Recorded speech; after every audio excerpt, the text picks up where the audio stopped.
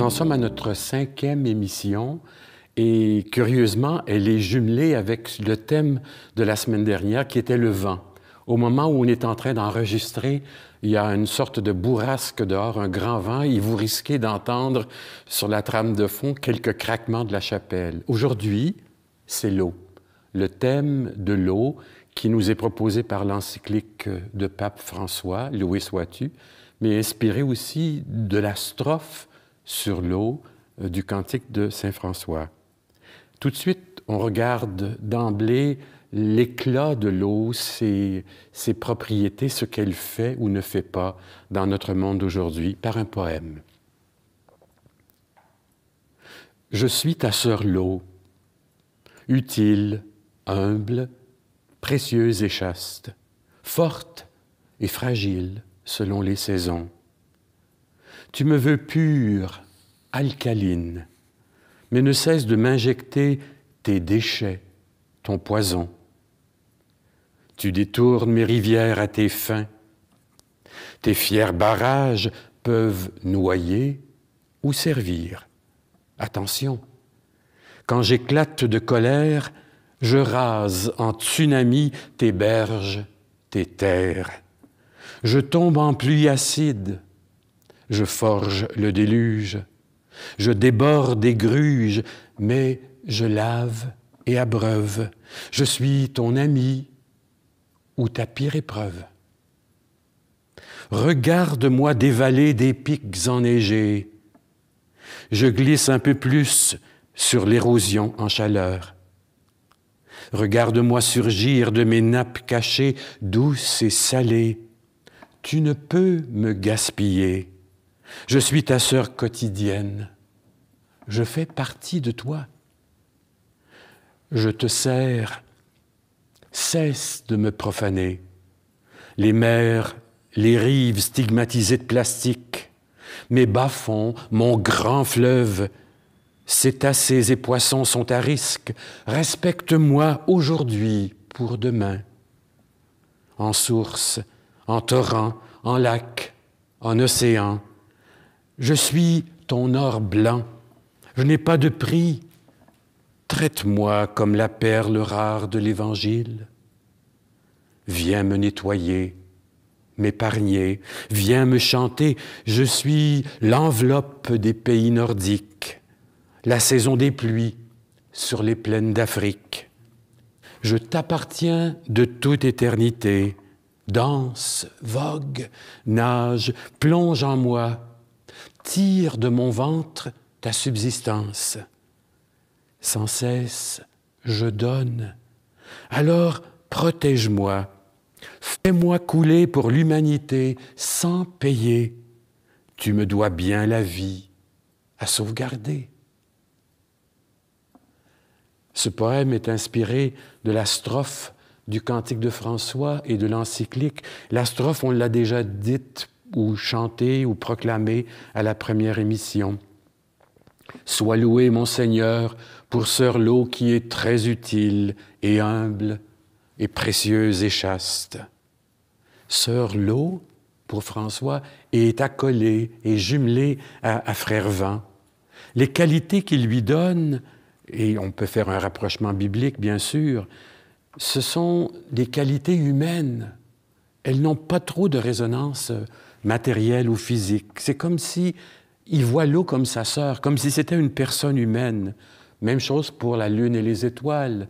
Elle est précieuse. Chaque fois que François dit précieux, c'est toujours l'expérience intérieure. Il y a quelque chose de sacré, de précieux en lui qu'il découvre. Si vous avez remarqué, dans les mots qu'il donne à son petit refrain sur l'eau, il n'y a aucune angoisse. Pour François, l'eau n'est pas violente, aucune agressivité. Alors voilà pourquoi c'est si précieux. Elle sert, elle est utile, l'eau. Et on se rapproche toujours de l'importance du sacré de l'Eucharistie et des paroles dans la Bible. Je pense tout de suite, et c'est le fond de notre rencontre de ce matin, à l'eau comme un don spirituel, comme une vie que Jésus nous donne. Et vous vous souvenez, dans l'Évangile de Saint Jean, du bel épisode de la Samaritaine au puits à midi, qui rencontre un Jésus missionnaire qui est sur un terrain étranger et qui veut lui demander à boire. Elle arrive au puits pour faire sa fonction de puiser de l'eau et il lui dit « Donne-moi à boire ». Et là commence ce très beau dialogue qui va faire passer la femme d'une tâche quotidienne de venir remplir sa cruche au bord de l'eau, à descendre dans toutes ses soifs et à creuser son vrai puits intérieur. Toi, un Juif, tu me demandes à boire, à moi, une femme, une Samaritaine.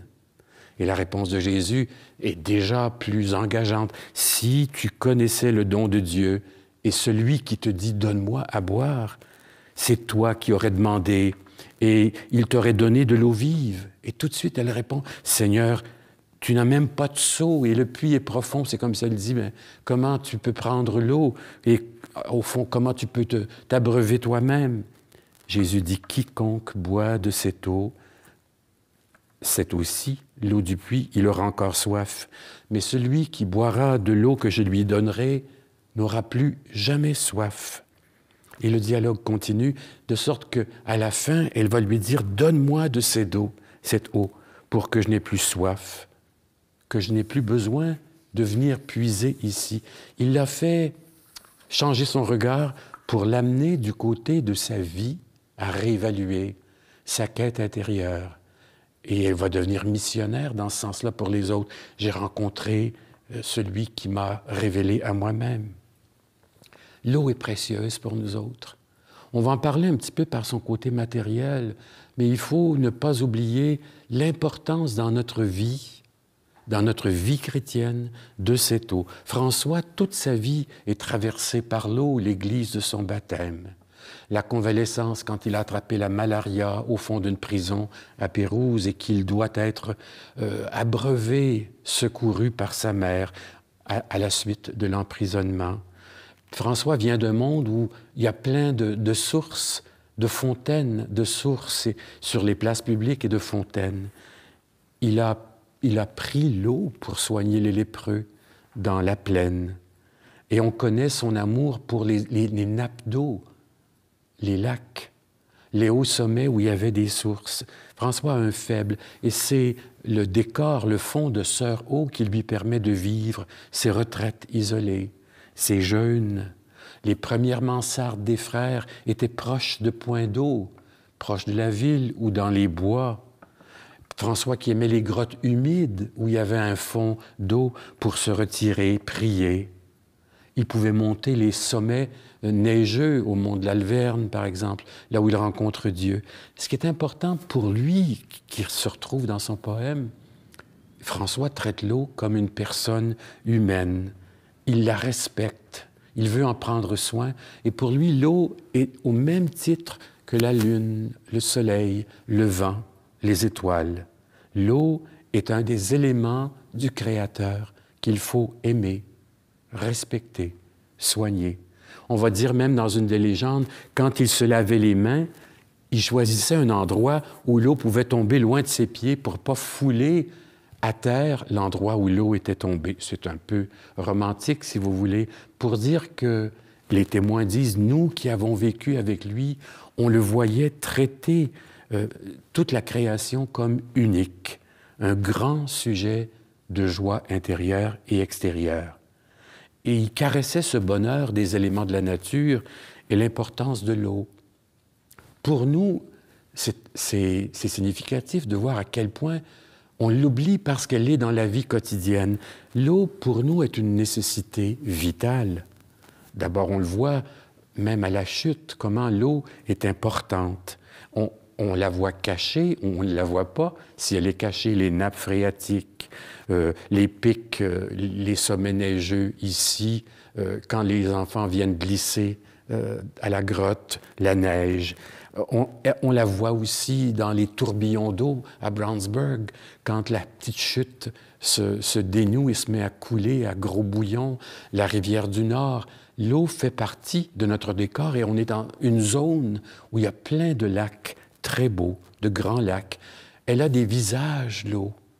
Elle est tranquille. ou dormante. On avait un petit étang ici, tout proche d'une eau dormante où il y avait des wawarons, il y avait des canards qui venaient se loger quelquefois avant de repartir vers le nord ou vers le sud. Elle est en tempête. On voit ce qui s'est passé dans les dernières années avec les tsunamis. Et là, elle peut être furieuse ou domestiquée, encadrée par des barrages. Ça, c'est l'eau qui nous entoure dans la nature. L'eau fait partie de notre corps. 60% de notre masse corporelle est faite d'eau. Ce qui veut dire qu'une personne qui pèse 70 kilos a l'équivalent de 40 kilos de son poids en eau. Le reste, c'est la musculature, les nerfs, les os. L'eau est partie intégrante de notre organisme. Elle est au cœur de nos maisons et on l'oublie parce qu'elle est toujours là à nous servir. Et des fois, qu'est-ce qu'on fait avec? Ce sera la question tout à l'heure. Pour le repas, pour l'alimentation, pour la santé, pour faire le ménage, pour les services, pour les bains et les loisirs qu'on se donne, ceux qui ont des piscines, les chanceux. Mais l'eau est dans notre vie quotidienne. On a aussi ce besoin quotidien ou événementiel, au fond, l'eau qui sert pour des rites. La naissance, il y a des naissances qui se font dans des maisons d'accouchement où on fait accoucher dans un bain d'eau tiède. L'eau du baptême, l'eau des derniers rites, l'eau des funérailles, la veillée pascale. Il y a cette sœur eau qui nous sert à des moments importants de notre vie. On bénit des personnes, on bénit des objets, on va bénir des maisons. Il y en a qui viennent faire bénir leurs autos, leurs motos.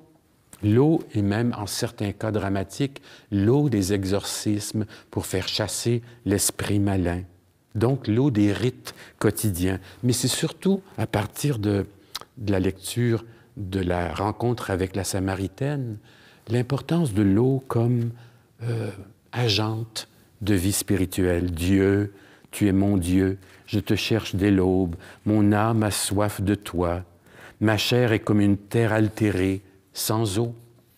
L'eau est là, proche, dans notre psyché, dans notre âme, dans notre corps et dans notre environnement, source de vie. Il y a un très beau texte par un écrivain qui s'appelle Ormesson, qui parle de l'eau et il en fait une sorte d'actrice de description. Elle est familière, plus présente que l'air, qui est toujours absent. L'eau est plus étrange cependant, mais plus paradoxale. Elle n'a ni forme, ni couleur, mais nous pouvons la voir. Elle n'émet aucun son, mais nous écoutons volontiers sa musique et ses plaintes. Nous pénétrons parfois dans son invraisemblable texture, mais le plus souvent, c'est elle qui nous pénètre pour s'installer chez nous, où elle règne en maîtresse. C'est la source et la condition de toute vie.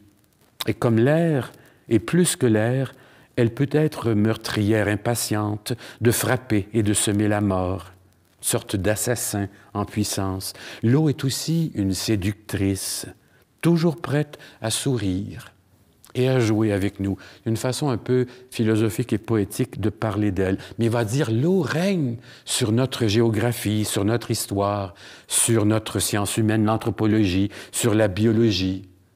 Et on fait allusion au poème de tout à l'heure, elle est partout, en pluie, au sous-sol, en neige, au nord, au sud, elle est partout dans nos vies. Ses fonctions sont paradoxales. Les grands dictionnaires des symboles disent « elle est là pour purifier, pour régénérer, pour apaiser. Elle charrie la paix et le repos, un bon verre d'eau. Quand il fait chaud l'été, ça calme, ça désaltère, ça nous remet dans ce qui est essentiel. » Symbole de fécondité, de fertilité. Et dans notre vie chrétienne, il y a toujours ce va-et-vient entre la vie et la mort, l'eau rituelle du baptême. Elle assure notre vie avec Dieu. L'Ancien Testament va toujours la comparer à la vie. Dieu, c'est comme une pluie printanière. Dieu donne la croissance comme une eau, les eaux fraîches qui descendent de la montagne. L'arbre planté au bord des eaux courantes. C'est à la fois bénédiction et malédiction. Alors, on a tous ces thèmes qui sont là dans notre vie et qui viennent très loin, d'aussi loin que la Bible, pour nous dire c'est le souffle de Dieu qui se transmet dans nos veines, dans notre respiration, dans notre manière de vivre. C'est le symbole de la vie spirituelle. On arrive à l'encyclique, et Pape François, dans l'encyclique Laudato aussi, va dire « Elle profane, elle est profanée et elle est épuisée. » Attention, il va parler de l'épuisement des ressources naturelles. Les limites de la planète sont déjà dépassées. Et il va dire il y a une sorte d'écart dans l'utilisation de l'eau entre les pays riches et les pays pauvres ou en voie de développement. Pensez-y, nous avons au Canada 20% de la surface d'eau douce de toute la planète. Vous y pensez? Il y a des lacs qui, au nord de la carte géographique, n'ont même pas de nom. Ils sont situés sur la carte, mais n'ont pas été fréquentés, ou du moins n'ont pas été nommés. 2,6 milliards d'êtres humains sur la population de toute la planète n'ont pas accès à de l'eau propre, potable, et encore moins à des toilettes. Et le manque d'assainissement des eaux cause à peu près 1,6 million de décès par année, surtout pour les enfants. Ça ralentit leur croissance. 150 millions d'enfants souffrent de manque d'eau et d'alimentation dans le monde.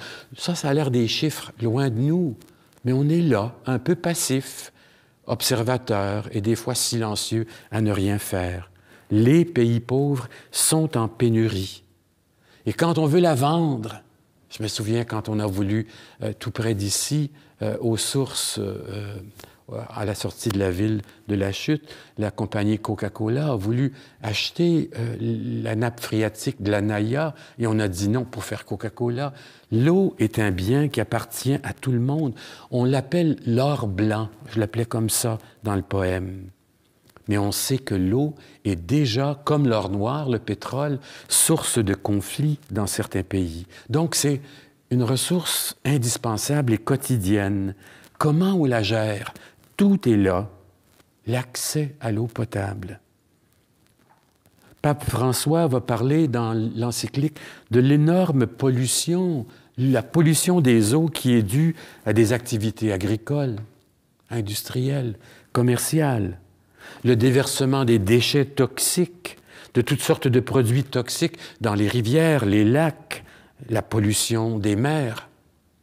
Tout ça, c'est à cause de notre activité humaine. On ne peut pas être inconscient, sourd ou aveugle devant ce qui se passe. On parle de l'exploitation des sables bitumineux, c'est-à-dire on rase des forêts au nord et on essaie d'avoir plus de mazout, au fond, pour chauffer les industries, pour chauffer aussi les maisons, mais ça laisse des déchets. Ce qui ressort de ce processus de sable bitumineux, une sorte d'extraction à ciel ouvert qui arrache aux rivières et aux terres d'énormes quantités d'eau, et ça se transforme en boue toxique, et ça retombe dans le sol, contaminé. Des fois, des milles et des milles de kilomètres qui sont endommagés. On a des études qui se font régulièrement là-dessus. L'eau, le pape dit, c'est un droit universel, comme la santé, comme l'éducation. Il faut faire attention pour qu'elle ne se détériore pas plus. Privatiser l'eau, c'est presque un péché, ou c'est un péché si vous voulez. C'est-à-dire que ce n'est pas ma propriété.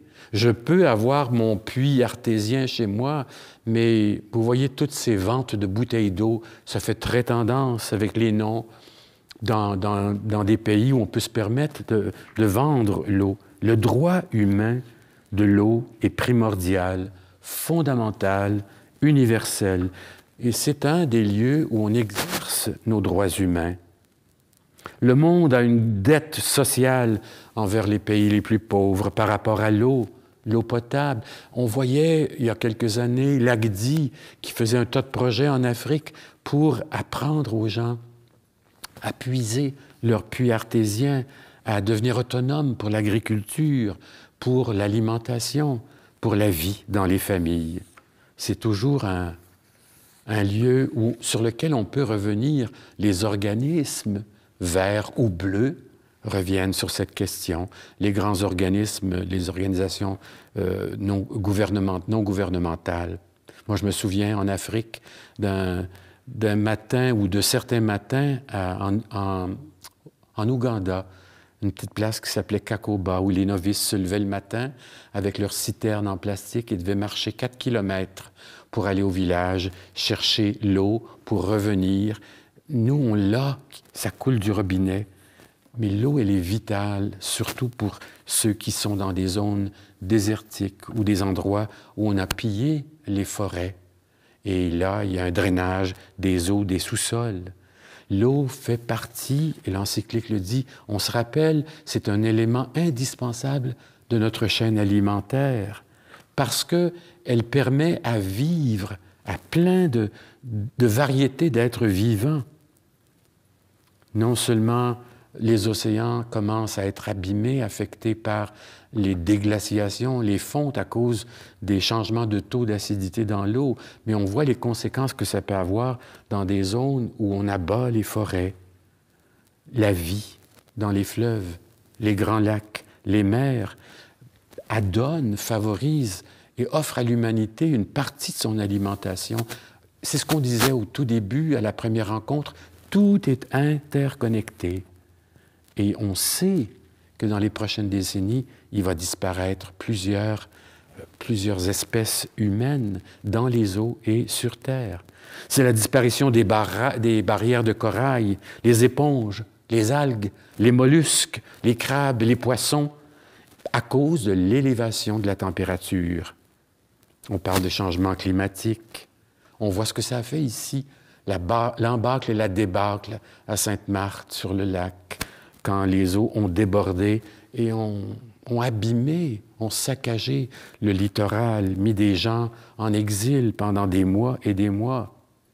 Il y a une expédition récente en Allemagne qui est allée dans le Grand Nord pour dire « Attention, c'est pas un rêve, la fonte des glaciers. Il y a des banquises entières qui s'écroulent et qui font monter le niveau d'eau et changent l'acidité. Attention, l'eau devient de beaucoup...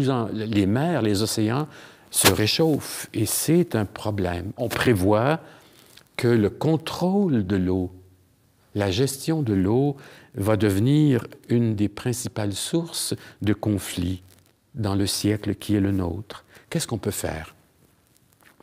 D'abord, comment la sauvegarder, la respecter?